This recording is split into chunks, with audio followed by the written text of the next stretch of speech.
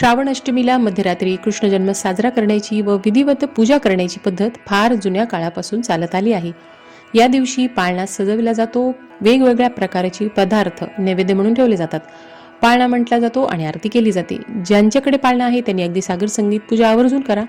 पण ज्यांच्याकडे पाळणा नाही त्यांनी सुद्धा हा जन्माष्टमीचा मुहूर्त चुकवायचा नाही. 26 ऑगस्ट सोमवार रोजी रात्री 12 वाजता कृष्णाला कच्च्या दुधाने त्यानंतर पाण्याने अभिषेक घालून स्वच्छ पुसून त्याला वस्त्र आभूषणे सर्व घाला. नसतील तर कापसाचे वस्त्र आणि फूल वाहू शकता. मोर पीस घालून सजवा आणि ज्या जागेवरती तुम्ही पूजा मांडली आहे तिथे लहानशी रांगोळी काढा. धूप दीप लावून पिवळं किंवा लाल वस्त्र अंथरून पूजा मांडणी करा. प्रथम शंख घंटा आणि दिव्याची पूजा करून त्यानंतर बाळकृष्णाची पूजा करा.